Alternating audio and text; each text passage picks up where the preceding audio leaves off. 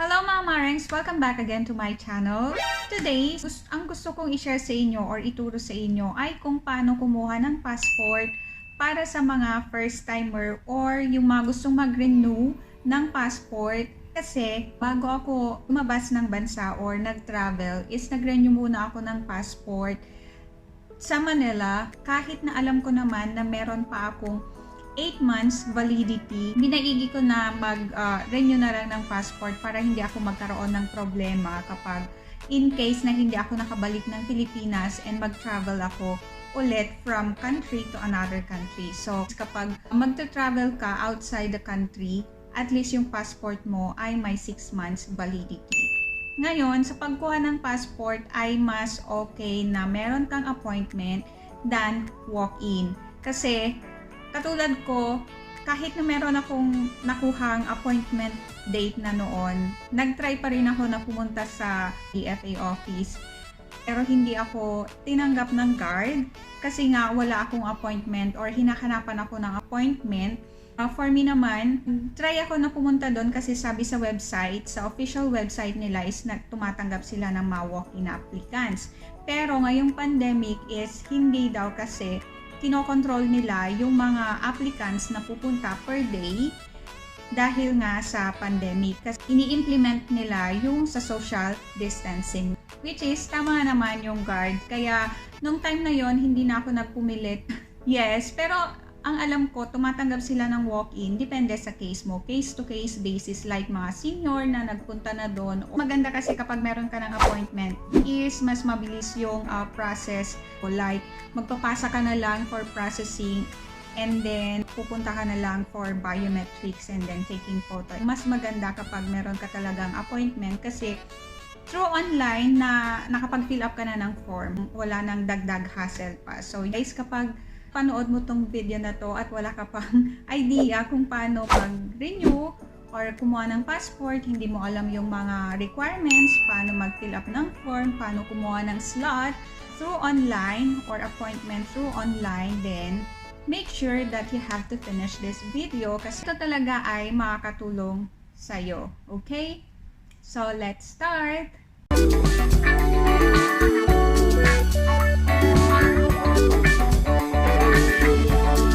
Lalong-lalo na sa mga first-timer na kukuha ng passport, ang kailangan natin gawin ay kailangan natin na kumuha ng authenticated birth certificate from NSO. So, ganito yon.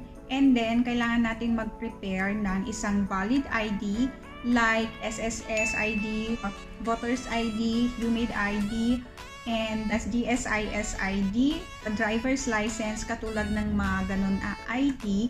And then, next is yung filled up application form. So, yun yung mga requirements para sa mga first-timer na kukuha ng passport.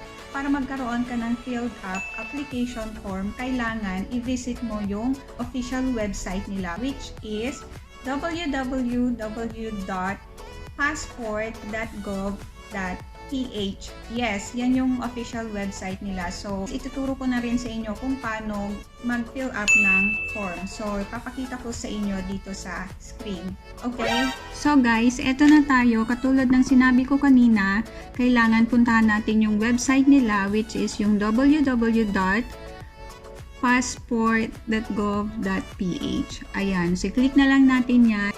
And then, may mag-a-appear na ganyan. Guys, dito meron siya precaution or reminder. Sinasabi dito na kailangan yung mag-comply sa lahat ng mga health protocols or entry requirements kung meron man sa inyong province. So, pakibasa ng maigi dyan para alam nyo yung mga requirements kapag nag-report kayo sa office. Kasi kapag wala kayo nung mga entry requirements from the province, kung saan yung province nyo, then hindi rin kayo i-accept doon sa DFA. Kaya pakibasa. So, kapag naintindihan nyo na yan, then pakiclick OK. And then dito, dahil sa kukuha tayo ng schedule appointment, let's click schedule appointment and then ito yung mag-a-appear. So, may reminder dito na guys, kailangan mag-create kayo ng email from Yahoo or Google. And then, pakibasa yung terms and condition. Kapag okay na, pakiclick yung small box dyan, and then start individual, kasi solo applicant ka naman, wala ka naman grupo, then start individual.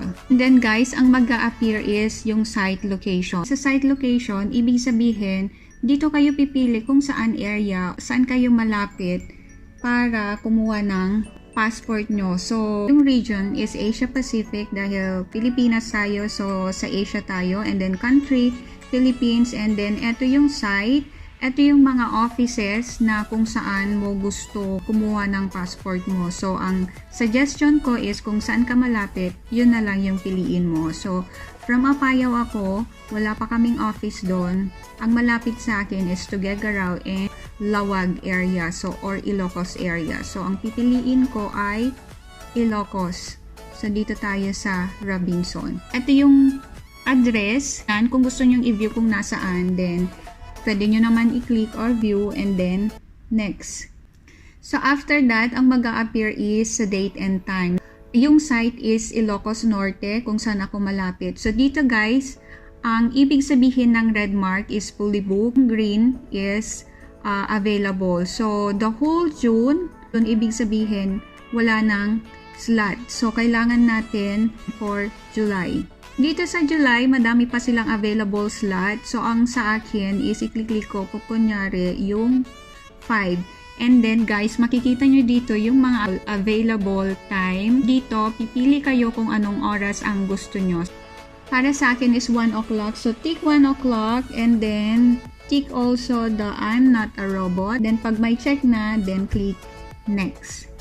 Now, proceed to personal information. Yung mobile number, remember, yung email address na gagamitin nyo dapat active. Kasi dito isa-send sa inyo yung mga reference number confirmation and application form nyo na kailangan yung i-print after. So guys, pirmahan nyo lang yan, lahat ng may red asterisk, last name, given name, middle name, birth, civil status, birth legitimacy, so legitimate ang ilagay nyo dyan. Nakadepende pa rin kung ano yung nasa birth certificate nyo, kung legitimate or illegitimate. Next, ito naman sa family information. So yung father's last name, yung name ng father mo, given name and middle name niya. Father mo is yung maiden last name, yung last name niya noong dalaga pa siya. Ito yung given name. Maiden middle name is yung middle initial niya noong dalaga pa siya. So, citizenship, alam nyo naman na yan, tayo ay Filipino. Guys, kapag na-fill-upan na, then click next. Dito, kailangan yung application type. New applicant, new. Kapag renewal naman, then renewal. So, basis of citizenship is birth. And then, foreign passport holder, no. Contact person nyo pakilagay. And then, yung number. Then, click next. So, ang mag-a-appear naman is yung sa contact information nyo. Yung sa contact information, make sure na yung ilalagay nyo na address is yung address nyo talaga. Correct address. And then, yung number, province, and kung may office kayo, sa office address kung saan nyo gustong i-deliver yung passport nyo. And then, click next. So, eto na lahat yon. Kapag okay ka na sa address information, eto na, kapag may mali naman, you can click edit. And then, yap, okay na tayo. So, after that, kapag okay na lahat, tama lahat yung nilagay mo, so, click there, I'm not a robot, and then yung small box here, and then, click confirm.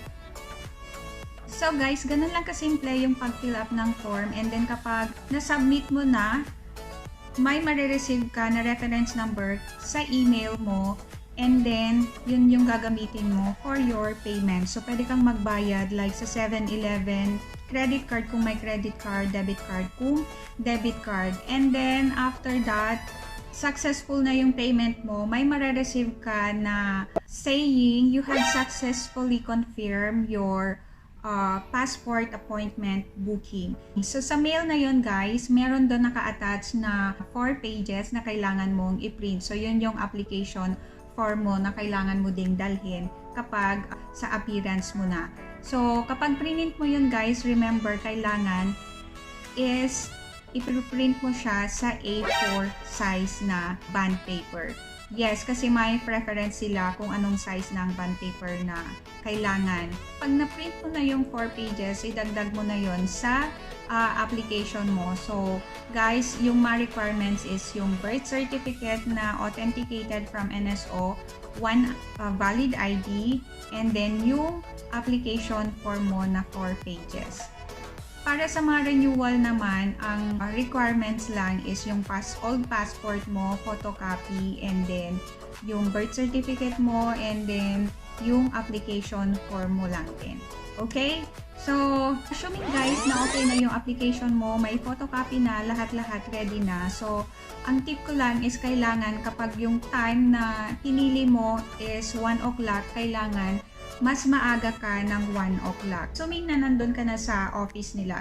Like for example, sa akin, nag-renew ako sa DFA, Asina or Asiana. 11 o'clock yung time ko noon, so 10:30 is nandun na ako kasi madami ding nakapila.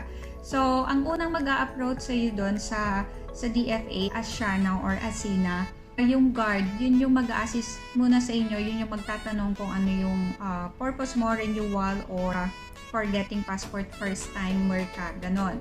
And then may bibigay siya na COVID form na kailangan mong sagutan yon. And then check na din syempre niya yung body temperature mo. And then after that, meron dun next stall na sila naman yung check ng mga requirements, kung kompleto yung requirements mo, at itatanong sa'yo kung ano yung pakay mo, kung renewal din or kung first time ka nakukuha ng passport, yung ganon. So, i-check nila kung may appointment ka and then yung requirements mo. And then after that, kapag okay lahat, dun ka nila i-instruct kung saan door ka pupunta. Actually, meron silang step by step. Step 1, step 2, 3, 4, 5, ganon, number dun. So, for me na meron na ako online appointment is in-instruct nila ako na pupunta sa processing, and then processing, dahil nag-request ako from processing kung pwede kong i-expedite yung process ko. So, in-instruct nila ako na pupunta sa isang door. Nakalimutan ko kung ano. Hey! Yes, inausap nila ako kung ano yung purpose ko for getting expedite process. And then, mga 6 days yung expedite, and then additional payment kasi 950 lang yung binayaran ko. So, alam ko magkano yun. Basta 1-2 lahat. Wow. And then after that, sa biometrics na, and then pipicturean ka guys. So advice ko sa mga female na applicants, kailangan wala kang earrings or necklace, wala ding makeup or lipstick. Pwede din sigurong mag-lipstick kahit yung light lipstick lang. So sa akin nun as in, wala. As in natural look. Natural look lang guys. So bago ka nila picturean, meron silang waiver na ipapasign sa'yo na in case nagkamali or hindi napansin na hindi mo natanggal yung earrings mo, meron dito kang necklace, hindi proper yung pagpipicture, or meron kang makeup, yung ganon, parang hindi na check properly yung look mo, so ikaw yung magmumulta. Hindi kasalanan ng staff, pero ikaw. Yun yung i-fill upan mo na parang waiver form. Guys, yun yung last step na ginawa ko, yung sa biometrics and then taking picture. So, itatanong nila sa'yo kung i-deliver or not. Para sa akin is malapit lang naman ako sa Asiana or Asina. For pick up yung ginawa ko, so wala na akong additional payment. Kung may additional payment, well, hindi ko alam kung magkano kapag pinadeliver mo yung passport mo. So, kung gusto nyo malaman guys, pakicheck na lang din sa website nila. Yun lang. Ang process is 12 working days. Kapag expedite naman is 6 working days. So, ganun lang kadali guys. Ayun, kung paano kumuha ng passport. Sobrang bilis. Okay? So guys, dito na tayo nagtatapos sa vlog natin ngayon for getting a passport or kung paano mag-apply ng passport. Sana nagustuhan nyo itong video na to at sana may natutunan ka. Ganon, kapag bago ka lang at hindi pa nakapag-subscribe, please subscribe to my channel and then pakiclick na din yung notification bell para ma-notify ka kapag meron akong bagong upload na video. And guys, let's connect. So, sana nakatulong to sa inyo and see you on my next video.